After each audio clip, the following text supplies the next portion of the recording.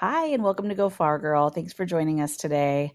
I'm so glad you're here because today's guest is going to prove that sometimes travel isn't about escape, it's about coming home to yourself. Ruhi is a leading brand marketing expert, speaker, and a soul led entrepreneur who once had it all on paper. But something was missing. After leaving an unhealthy relationship, relocating across the country, and stepping into her 30s, she finally took a long awaited solo trip to Italy. And that journey became more than just a vacation. It became a return to herself. Through travel, reconnected with her values, reset her nervous system, and began redefining success on her own terms. And now she's here to share her story to help other women embrace presence, healing, and purpose. So, Ruhi, thank you so much for being here. I'm so excited to hear more about your story. Thank you for having me. I'm so excited to share my story. I actually was in Italy, had taken a daily journal with me, and so I was logging daily journal entries, and I totally forgot about this journal that I had until last night. And I pulled it out to kind of refresh myself on my trip and just the experience. And I thought it was really great timing to be able to do that. That's so awesome. So, how long ago was your trip? My trip was about exactly almost 2 years ago. I was there for my 30th birthday. Yeah. I love when things come around just at the right time. Like this is sort of near the anniversary of this big moment for you. And now we get to relive it real close to the time when it actually happens. So it's a good celebration to just hop on here and talk about it. Yeah, absolutely. It's really funny because I actually, after my trip on my flight back, I had written a bit of a prologue at the beginning of this diary. And I knew I had wanted to revisit these words someday and pass them down. And I would love to actually quickly read the prologue to you. It's very short, I would but I absolutely feel love to hear it. it's so fitting for this podcast. But it says, I hope to return to these words when I need them most, and one day pass them down to other women who are about to embark on a beautiful journey of transformation. So that if she's ever afraid to venture out on her own or take that chance on herself, she can remember that some risks are just worth taking. After all, we are only as brave as we let ourselves be. Oh my gosh, that's so beautiful. It's so perfect for It's this. so perfect. And it's perfect for everything of our life. That was beautiful. I love that so much. Thank Thank you for you. sharing that. I love that you were willing to share something that was definitely intimate at the time and that you had the forethought to write things down. Sometimes we think all of these great things, but we don't take the time to put them down. And then when you go to reflect later, it just doesn't have that same, impact because you weren't in that moment. So I'm glad that you captured that. That was incredible. Absolutely. And I'm such a fan of writing things down in general, like especially when I travel. Yesterday as I was reading through this diary again, I feel like I got to relive so many of the rich experiences I had on this incredible trip, and I'm so excited to be able to dive into them today. Awesome. So take us back to right before the trip. And you don't have to get into all of the details, but were you living, you're in New York now. So were you living in New York at the time? Were you working a full-time job? What sort of led up to this, I need a break, I'm going to Italy? Yeah, so I have always loved Italy, the culture, the language, the slow lifestyle there. I feel like something has kind of kept calling me back to Italy. And prior to this solo trip, I had visited about 10 years before that with my parents and my family. And I knew I'd wanted to go back. And the trip had actually been pushed a couple of times. At that time, before I moved to New York, I was living in San Francisco. I was actually married, and we had planned a trip together and the trip was planned for September of 2020. Obviously, COVID happened, the trip got canceled. But as I've come to realize many years later, like timing is really everything. And so I was really bummed when the trip had gotten canceled at that time. But I kind of kept Italy as my North Star and spent a lot of time during COVID, learning Italian, becoming really familiar with the different regions that I hadn't been exposed to in the past, and just trusting that it would happen when it's meant to happen. And about a year after September 2020, I decided to leave that marriage. And Italy was kind of the one thing that kept me afloat. I had moved across the country by myself, had started this new life for myself. I was working a full time job. I was actually running PR and comms for a beauty conglomerate at the time. And it was moving 10 million miles an hour, doing the most. And I had continued to take these lessons. In fact, I had kind of increased my time with my tutor, just knowing that this trip was going to happen at a time when it was supposed to be most important. And so, for ahead of my 30th birthday, I decided to book the trip, and it honestly felt like such a personal milestone. And the trip felt so symbolic at that time. And I'm so glad that it waited until that time. Things sometimes just work out even when you can't see them in the moment. That trip being canceled, like you said, made it so much more special when you were able to do it and to do it on your own. So you had been to Italy. When you were planning to go back, did you want to dive deeper in, or did you kind of want to revisit some of the places you had already been? Did you go in, I guess, with a full itinerary plan, or were you just wanting to get there and see what happened and where that took you? I'm notorious for planning, so Okay. I certainly had a plan going in. And this is the beautiful thing about solo traveling, right? You aren't on anybody's agenda. Right. You really have time and space to do what it is that you love to do. And so my journey actually started in Rome. I love art history, went to a lot of the museums there, really got to see a lot of these paintings and sculptures that I had been reading about and learning about over the years. And then one day I actually took a trip up to Naples where, of course, I wanted to go and enjoy the pizza there. And they're known for in terms of their pastry. So it was a very quick trip to Naples. Also such an easy country to travel around in. And I think there was something so beautiful about just being able to take the train anywhere I wanted to go. From there, I went on to visit Florence, and I actually took a fresco class while I was there to really be able to understand all that goes into the art of fresco. And then also learning about leather craftsmanship. I've always loved fashion so much, and I feel like Italy really allowed me to deepen my knowledge about leather, where it's sourced, how it's crafted. And then from there, I was there technically in October, so we're about to come up on 2 years, and that was during white truffle season. And I love truffles, they're delicious. And I actually got to go white truffle hunting with a local family there. That's I love amazing. Barolo wine. It was the best food and wine throughout the entire country I had had. And Heck there's yeah. something that continues to call me back to Alba. I know I'll be back there at some point soon. But yeah, just learned about Barolo wine. I grew up not too far from Napa Valley, and so I've always had a love for wine. And Yeah. it was really beautiful to be able to go and taste and experience and see how one of my favorite wines are really harvested and cultivated. And then from Alba, I went to a lake called Lago di Orta.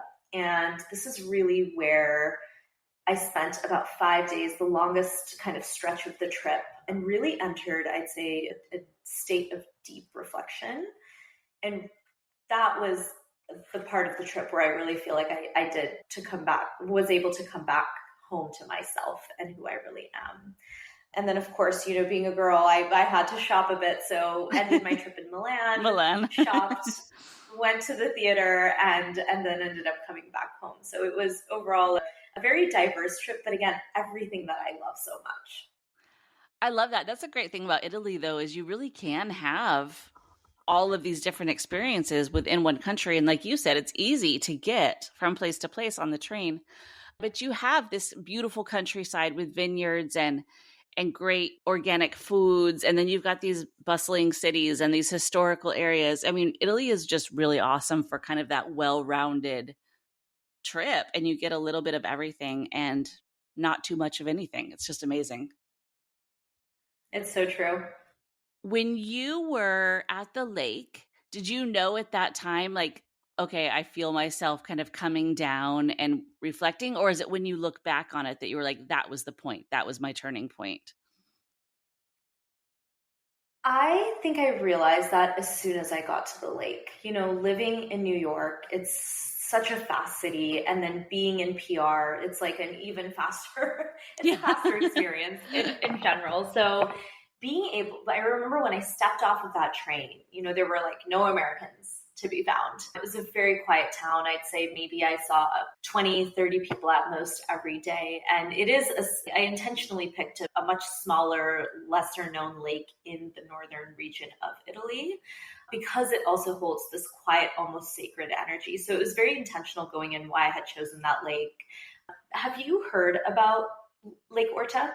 No, I haven't. Okay, so it's, again, a very small lake situated in the northern part. And at the heart of the lake is this island called Giulio.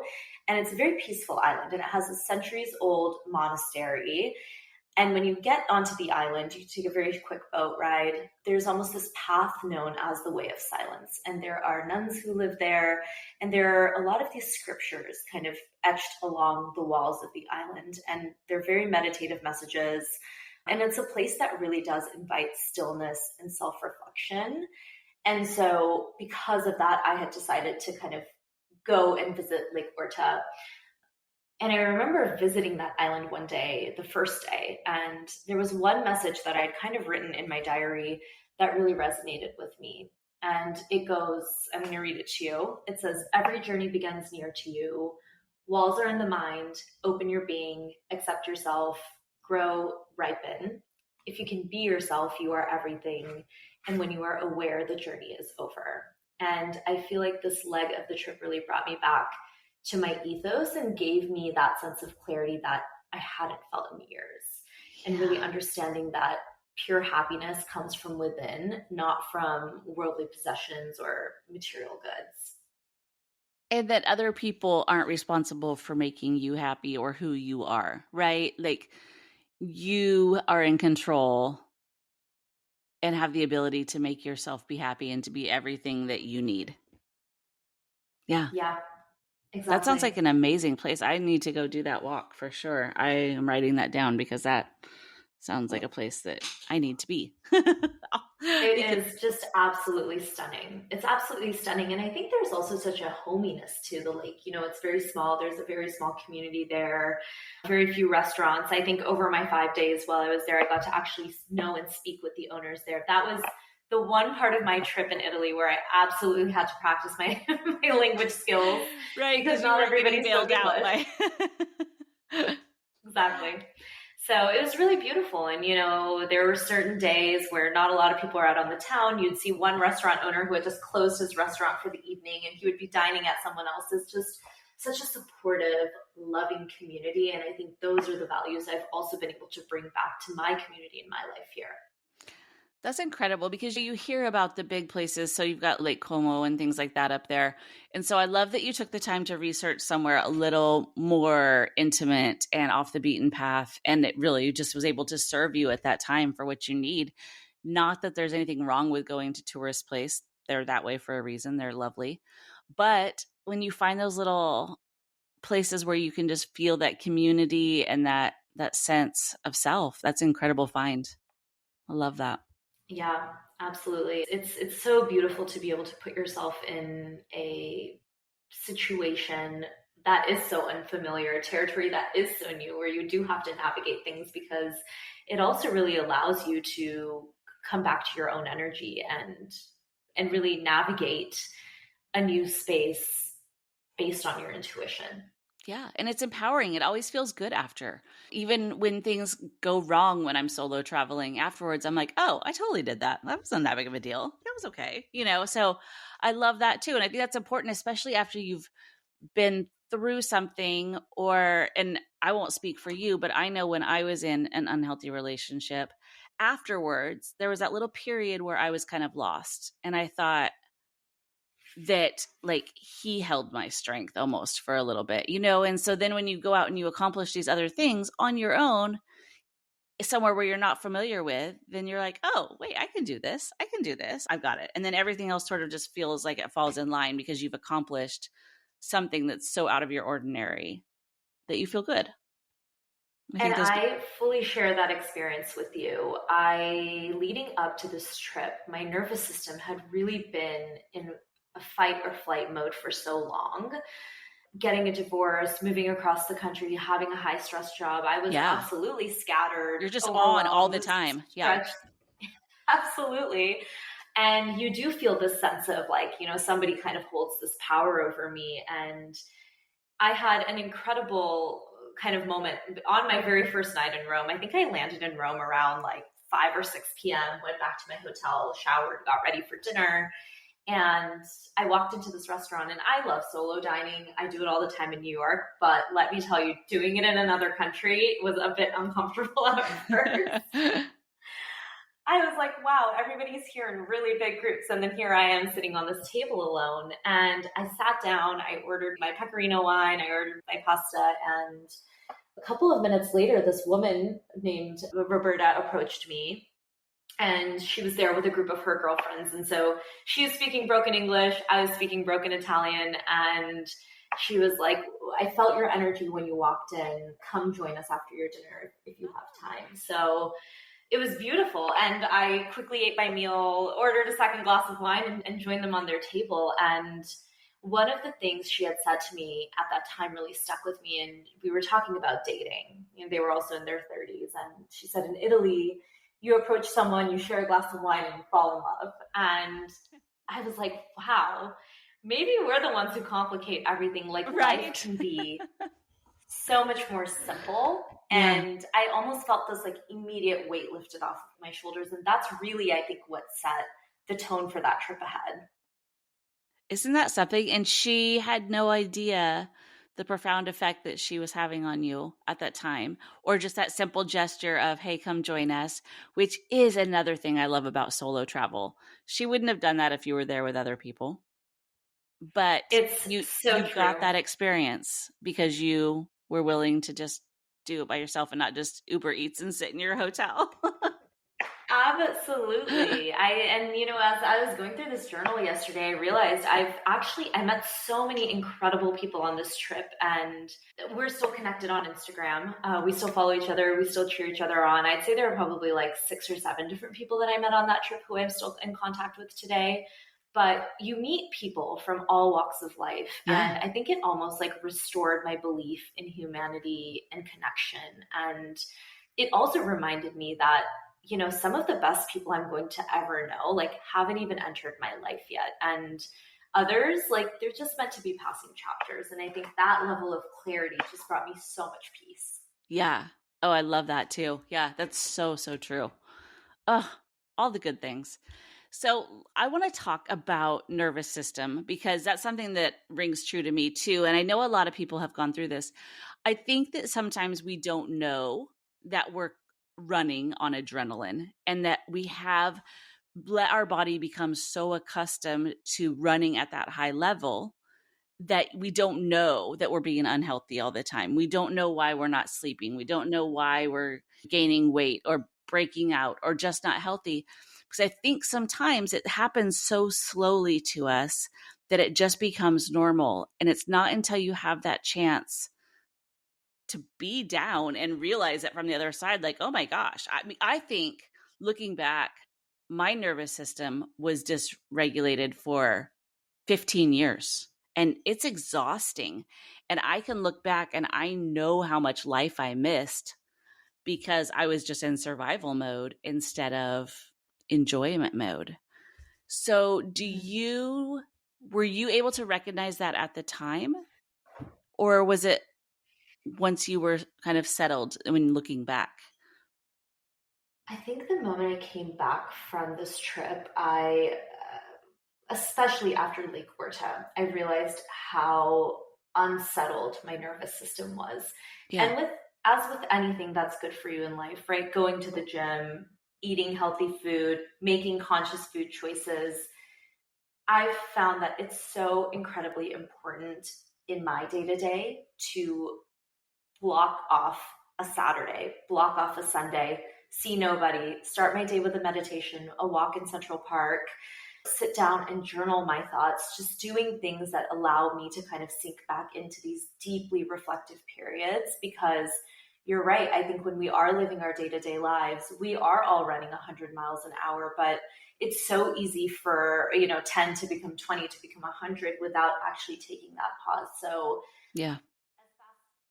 as New York is as a city, and as fast as my life seemingly has to be to operate on the day to day, I've actually found since I've come back from Italy, I have slowed down significantly. And I talk a lot about, like, morning routines, your wake up routine. I really do see the body as you have to warm it up in the morning and wind it down in the evening. And so I no longer can operate where I wake up and I'm just like, go, go, go, going into an office at 8 a.m., doing all of those things, because if you take care of your body, your body takes care of your mind. And I think that's where you can create, that's when you can create the most. And I think so much about being the human being is about creation and what you can really bring out into the world. I think that's one thing that other countries really have gotten right, where somehow the US has gone off on this other path. But I think that other countries, whether it's Mexico or Italy, or when I was in Slovenia, I noticed the same thing. People really do have a different pace. And I always laugh. There's this meme that goes around sometimes, and it's so true. And it'll be like, okay, a worker in France you'll email them and their thing will bounce back. Hey, I'm out of the office for 6 weeks. Email me back in August and I'll get to you. Whereas in America, we're like, hey, I had surgery this morning, but if you just email me or FaceTime me, I can get back to you in about an hour. Like, doing all of this whole thing where we've just gotten so intense that we forget. And I've had to start, I realized that I was rolling over in the morning, grabbing my phone and checking my email before I even sat up out of bed, because I didn't want to miss something, or I didn't want to like let the ball drop on something. And that's crazy. And then I would be sending an email or looking up something else right before bed too. And so I really had to just make a conscious effort to be for a few minutes and not just roll right over and like jump into that day. So I love that you brought that up, because when you were talking about slowing down, that's one of the things I thought of, that it, but I really have to work at it. It's something I really have to like focus and remind myself. And I've gotten to where I put my phone like in the other room when I go to sleep so that I don't wake up and reach for it. I get up first, I open the curtains, I, do all these things before I even touch my phone. Otherwise, it's just this instinct to go for it. It's so true. And I fully relate to that. I mean, when I was in my corporate role before starting my own business, in 4 years, this was the first time I had taken 2 weeks off. Yeah. 4 years. Isn't, It's the yeah. first time I'd taken time off. And that sounds absolutely crazy, but it is so important to take those periods to yourself, whether you're practicing it on a day to day or if you're, taking some time. It's actually been really interesting navigating this with my own business, because I am quite literally always on, Yeah. but I have been able to find almost this balance of, I can check my phone first thing in the morning, but that doesn't mean that I have to, go fully into it. Respond I right need to that be second. Yeah. Yeah. exactly. And I also have a policy of, I like to be on my computer before my clients are up, before my team is awake. I'm always the first one on, always the last one off. Yeah. But that means I've had to adjust my sleep schedule. I wake up earlier. I do bake that extra hour in the morning where I can meditate, where I can make my matcha in peace. Because I think starting the day off very peacefully is really what sets the tone for the day ahead. And in the evening, it's, I might be wrapping up work emails and all of that, but it's dimming the lights, it's lighting a candle, it's listening to jazz. It's really allowing, again, your central nervous system to really come down from the day. Yeah. And I think you just mentioned jazz, which brought me to something else that I had just spoken with someone else about when I was traveling. And that's whatever you're exposing your body to, it's internalizing, right? So if you are binge watching true crime and then listening to, I don't know, gangster rap before you go to bed or whatever, even if you enjoy those things, your body's internalizing that energy as well, right? So by lighting a candle and listening to jazz, or just taking a moment to sit on the back patio and just be for a minute, it's letting your body kind of expel all of that energy that it's taken in during the day, and kind of allowing you to refresh rather than it just compounding every single second that you're awake. Absolutely. So you're owning your own business now, and you've talked about it a little bit. So once you came back, did you immediately decide that, this corporate world isn't for me? I want something different, and I'm going to just make that change right now? Or was that also a longer process? I had kind of decided on my flight home, and I had always wanted to start my own PR agency. I Since the first day at my first job, I remember sitting on my desk having lunch. I always tell the story. My first day at my first ever job in PR, I was sitting at my desk as an assistant having my lunch and looking around the room, and I asked myself who I wanted to be most like. And I was like, I want to be like the partners. They are doing such incredible work. They are these three badass women who are absolutely crushing it. They live by their values, by their ethos. And, at that time it was a tech agency, so operating in a very different industry than I do today. And so I had kind of set that goal and had been working toward it. And coming back from Italy, it really felt like now is the time to do that. And that's also where I think the definition of success for me had changed from before that trip to what I see success as now.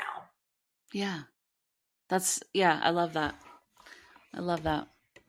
And do you still think back on your trip to Italy as that defining moment where you were able to, like, I guess because what I'm thinking is I divine my life into chapters almost. So, like, there's a before and there's an after, and then there's present day, right? So it seems to Mm-hmm. me like that moment for you really started the minute you got to Italy, and kind of just one thing led to another to give you this life now where you are truly back home in yourself.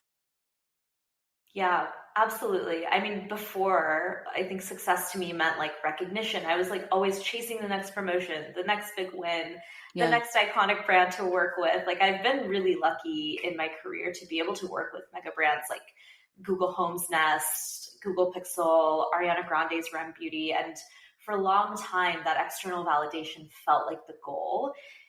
And on that trip, I realized success can be quieter. It can be far more rooted. And really, I've started to define success as being able to create a more peaceful world, beginning with the peace I carry within myself. The way I felt on that trip, I was so at peace. And that's the type of peace I've carried with me ever since. And that's the type of peace I want to bring into the world. And so today, with what I'm doing, that looks like representing brands that are here for a real purpose and changing the world for the better, right? So I work with like a clean independent, it's a clean indie hair brand. They're built, their core mission is to protect the Amazon rainforest and support the indigenous communities who live there.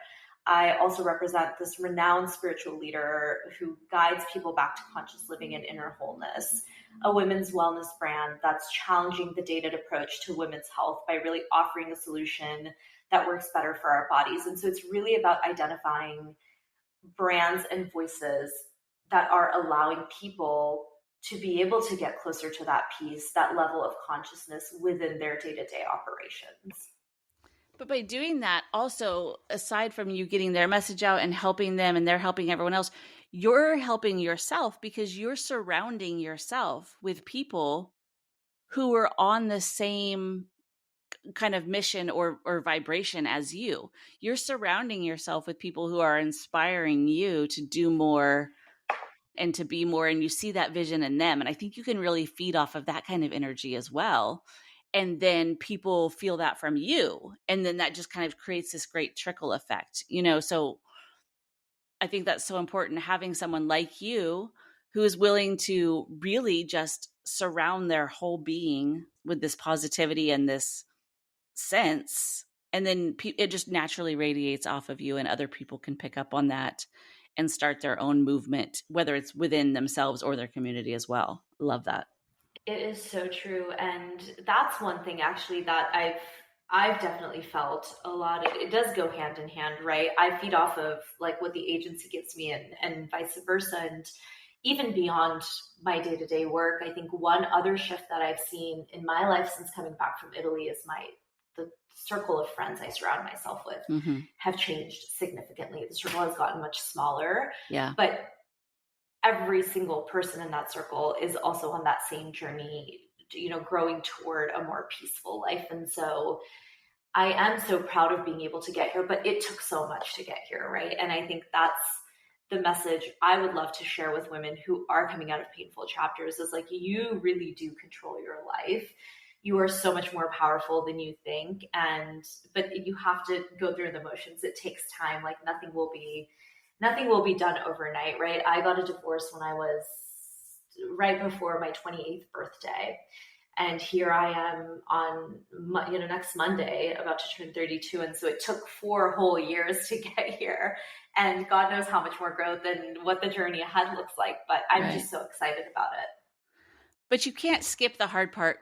And I think that that's what I tried to do, was just like, okay, that's over. I'm done with it. And I just tried to like ignore how I felt and all the trauma that I had within me and all of these things. And I was just like, okay, I'm moving on.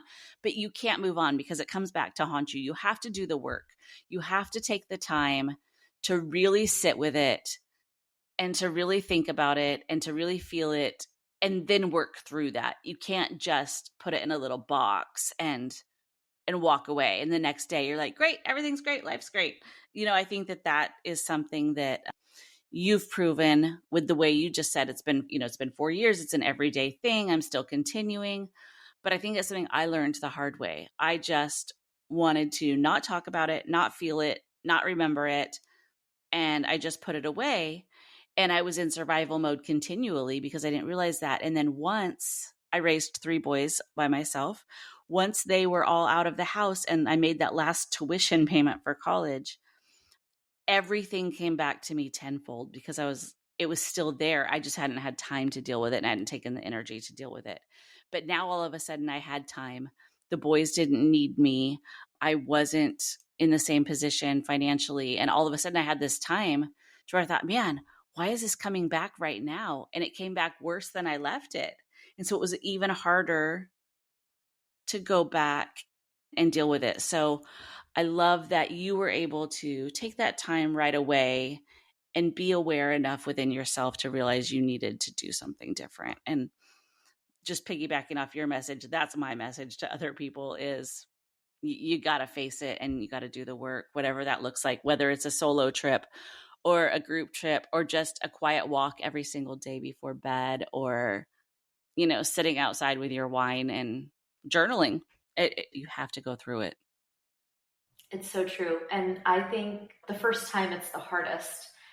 The second time it's easier. The third time it's as with everything in life, it comes with practice. And the reality is part of living and being a human being is we will always have challenges that come our way, right? Across different realms and different areas of our life. And I think if you can be brave enough to step up to the plate and really face it for the first time, I promise you it gets easier and easier and easier every time.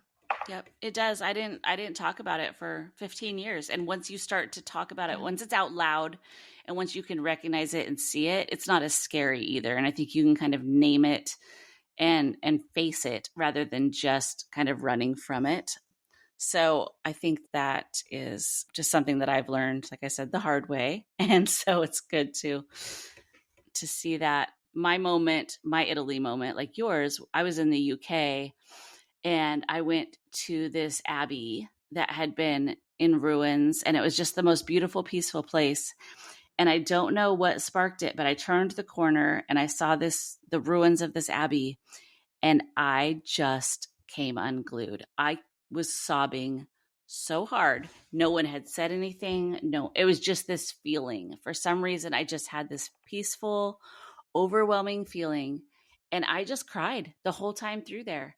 And it was that kind of moment. And I thought, oh, I need to take care of my life. I need to, face this. But it doesn't always have to be something you plan. But when I look back at that moment at that abbey, I look back at pictures and I can still feel that peaceful moment. And so that's all I was thinking about when you were talking about the lake is I know what you're saying. I've had that spiritual awakening. It just kind of comes out of nowhere. And it's so beautiful. And I loved hearing every piece of that, because I could almost feel, that weight lifted off of your shoulders at that time, and just being able to feel so free. And it was sweet. I wasn't solo on that trip. I was with a girlfriend, Coralie, and she lives in the UK. And so she had been to this abbey many times. And she looked over and she saw me crying, and she just took a couple steps back. And then 5 or 6 minutes later, she came over, she put her arm around me and she said, "It's beautiful, isn't it?" And I said, "Yes." She said, "Yeah, take your time." And so she got it. And so even though I wasn't by myself, she could see that I needed that time. And I just, yeah, I'm so grateful to her for letting me have it and not rushing over to be like, "Oh my gosh, are you okay? Are you okay? What do you need?" She was really just aware as well, and let me have that time. And I will never forget that huge turning point for me. But what's next for you? So you're on this great path now. Do you have more travel plans? Are you just all in your business right now? What's going on with you? Yeah, so the business is absolutely at the forefront for me. I'm so excited to build this out, because I feel like for the first time, I'm really building something that is so close to my heart. And it is the means in which I think I am, fulfilling my purpose. And so that really does fuel me. That said, I have had a number of travels this year. So I was in Japan earlier, and to your point, I really loved being there, because I could really experience the slow living, the slow lifestyle that Mm-hmm. the country really embraces. And so I do hope to go back to Japan one day and spend more time there. Where else have I gone? The Philippines. I was there for earlier this year as well. I visited Sedona back in June, so early last month, which was just absolutely beautiful. I had another one of those awakening moments that kind of sunk me deeper into all of the foundational pieces that Italy had kind of set. And yeah, I'm going much later this year to India, actually, Amazing. for on behalf of my client that I was mentioning, the spiritual leader. And I'll be near the Himalayas, so I feel like there is something there waiting for me. Absolutely. And Yep. yeah, and I think, the one thing that I that keeps coming to mind is I really do think it is human nature to carry questions about life and what's next. And I think a lot of people are constantly you should be asking yourselves those questions. But I also really believe that like the answers already live within us, and it really does take like leaning into your intuition and trusting where it leads. And I think, again, if something is calling you, it's likely because there's something there waiting for you. And I think life has taught me that it is truly a search for puzzle pieces. And sometimes we have to really step away from where we are to be able to find the ones that we've been missing. And so I do feel like that trip in October is going to have another piece waiting there for me. And I'm just so excited to go see it and experience it, and probably cry a lot on that trip too. But that's amazing. And you're able to be open to that experience rather than trying to dictate it yourself. I think that's one place where we kind of get ourselves into trouble, is trying to have all the answers and trying to figure them out and over analyzing every single thing instead of just being quiet and letting it be.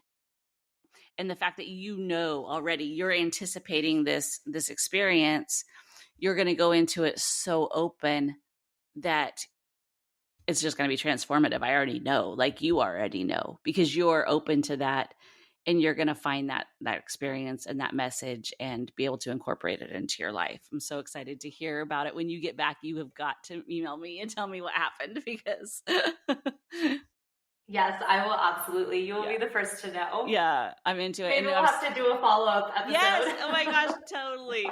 Because I'm like goosebumpy. I'm like, oh my gosh, it's gonna be so awesome. Thank you. Yeah, I'm very excited about it. And yeah, I will absolutely keep you posted. And yeah, who Sweet. knows? Again, like we might have to do a part two of this. I'm here for it. I'm so here for it. In a wrap up, let's encourage someone else. If a woman is listening, they're on the edge of a big decision, they're feeling a little lost within themselves. What's that one thing you want her to know about taking the leap? Pass that forward. I think, yeah, I think in life, we're constantly taking risks, we're taking chances.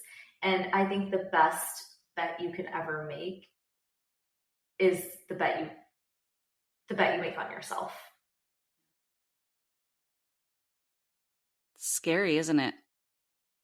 But yeah, I Yeah, love that. it is really scary. But again, I think it's the first time you take that chance on yourself is the scariest. And then you realize that it's you, yourself, and I in this life.